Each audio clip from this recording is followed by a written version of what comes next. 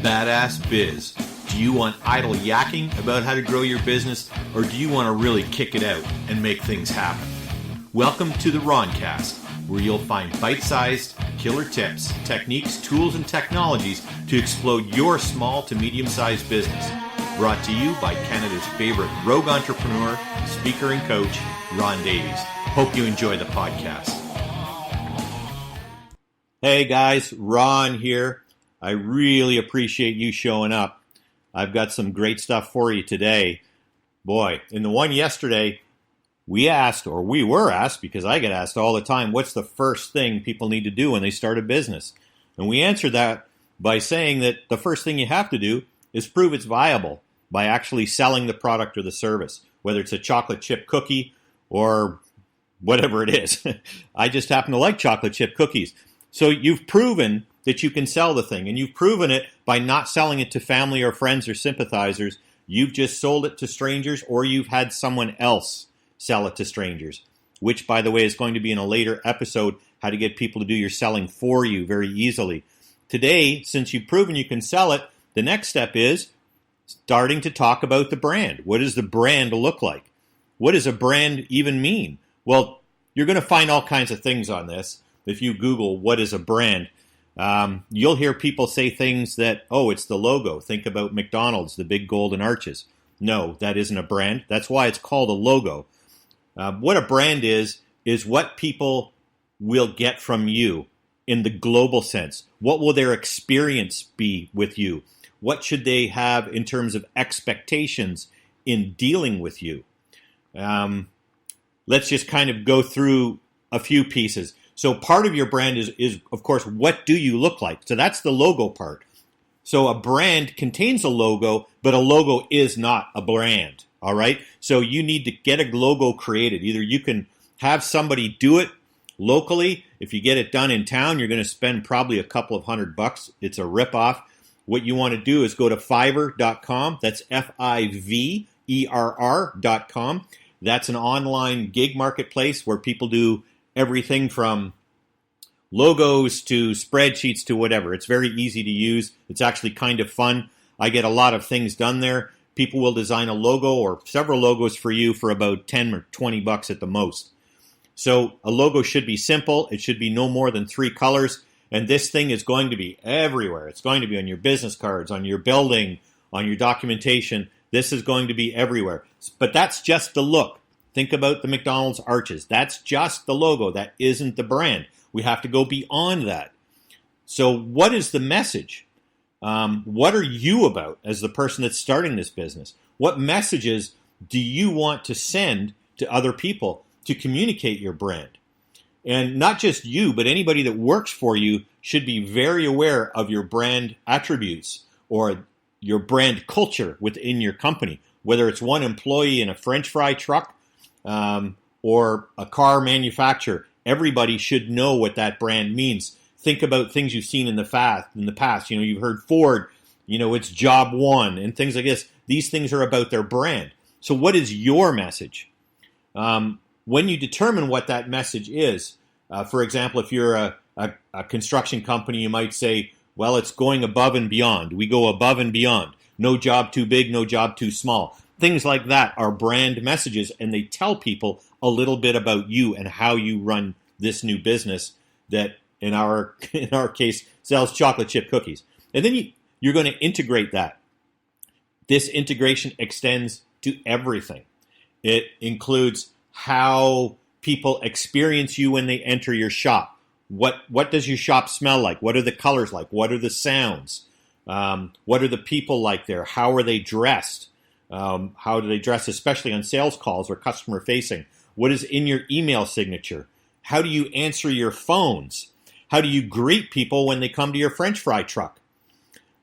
You always want to ask people, first of all, how they found you. That's just marketing 101. And other than that, you have to express your brand. Good morning, sir. What can I do for you today? I know that sounds obvious and simple, but your brand is saying, good morning, you're being gracious and courteous, and you're asking them what you can do for them. So many companies don't even do that. They look annoyed as hell when you come into their stores. Let me give you an example. If you've ever flown either WestJet or Air Canada. When you fly Air Canada, they just seem really pissed off that you're there. They seem completely annoyed, and they can't wait until you get off the airplane. When you fly WestJet, everybody in the airplane is a shareholder. Every staff on the airplane holds shares in WestJet, so they care about you. You get treated 180 degrees polar opposite from Air Canada. So that's how they integrate their brand. They're about helping you. Somewhere in here, you have to create the voice of your company. The voice is sort of a style or a way of delivering that message. So first we created the logo, then we came up with the brand message. We know the brand message has to go into all of our communication and all of our activities with customers. How is that message delivered? That's the voice. So the voice should be in all written communication, in all of your visual imagery. Think about when you go into a Subway shop. They have a color palette that they use in everything, for example. That's part of the voice, right? Is your brand friendly and casual? My brand is very street level, if that isn't obvious. What you see is what you get. I'm a little bit polarizing. I am an academic marketer, but I'm also a street-educated marketer. So I try to combine those things into sort of a semi-gangster guerrilla marketing brand that's very for real. We like to keep it real. So that's my brand. It's friendly, but it is street level. So I'm conversational. If your brand is more ritzy, if you're doing, say, you cater for weddings or formal events, then your voice should be a little bit more formal. Anyway, you get the idea. Develop your tagline. Most brands have some kind of image for their logo, and then with that is the tagline. What is your tagline? I mentioned a couple before where I said if you were a construction company, you could say no job too big, no job too small. I guess a plumber could say that too, a builder and so forth. What is your tagline? Try not to go more than 10 or 12 words if you can help it, simply because it fits better when you're doing print material or you're online. So just come up with something that's memorable. It should be meaningful, and it should be concise, and it should capture the essence of your brand. That's what you're trying to do. Once you've established these things, you have a tagline, you know what your voice is. Is it casual? Is it formal? Your brand is integrated into everything. You know what your brand message is. You have a logo. The next thing you have to do is to come up with some basic templates that all of your marketing materials and everything that faces the customer will have in it, including things like how you answer the phone. So there's called a brand standard. You can just call it a template, right? So why complicate it?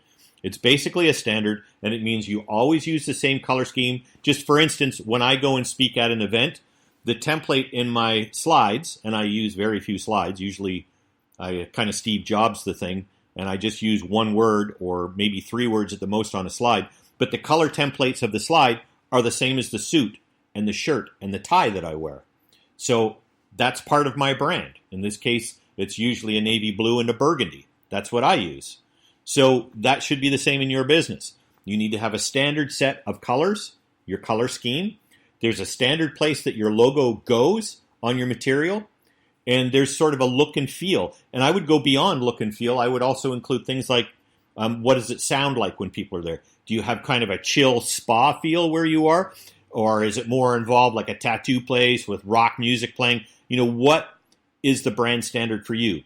It doesn't need to be complicated. It doesn't need to be fancy, but it does need to be consistent so that it's always the same experience. Have you ever gone to a franchise restaurant? I don't know, McDonald's is a terrible example because, the food is McDonald's. But have you ever gone to, say, an Applebee's or an Olive Garden, and when you go there, you experience a certain quality of food, a certain quality of experience, and then you go to another one of the same franchise and it's completely different? Maybe the portions are smaller, that doesn't taste as good. That's a real mistake. That's where they're not being consistent, and they lose customers that way. So when somebody comes to your store, whether they deal with you or another employee or another branch of your franchise, that experience should be consistent. How are they greeted at the door? What are the colors? Where are the logos? All of that kind of stuff doesn't need to be spiffy, just consistent. And probably the most important is Be completely loyal to your brand. You took the time to develop it. Be loyal to it. So if your brand promise is that, if you buy shoes at my shoe store, I'm not satisfied until you're more than satisfied. Actually, I'm going to do another podcast on satisfaction because honestly, satisfaction sucks. Nobody cares about satisfied. That's something from the 70s. People need to be elated with you now. They need to be your rabid advocates. Anyway, I digress. That's for another podcast. You need to deliver on your brand promise. If your promise is, I don't keep your money until you're happy, then you better not keep their money until they're happy. People won't come back to you or they won't refer someone else if you don't come through on that brand promise and on that message. I'm going to say consistent one more because it's really important. Everything above, everything we've gone through needs to be consistent and repeatable. And if you can do this, you will have nailed branding because that's what it's about. How do people experience you and your customer and your service and your product and your phone calls? Do they get offered a bottle of water when they come into your spa? Do you greet them nicely? Do you smile? Do you make eye contact? All of this is brands. It's not just a logo. So by the time you take this back, I know this is a big piece of homework. You've already proven you have a product or service you can sell, and now you're going to flesh out this brand piece, and you're going to come back to me tomorrow. That's it for today. I'm Ron Davies. Have a wonderful day. Hey, thanks for tuning in to Badass Biz on the Roncast. We'll see you next time.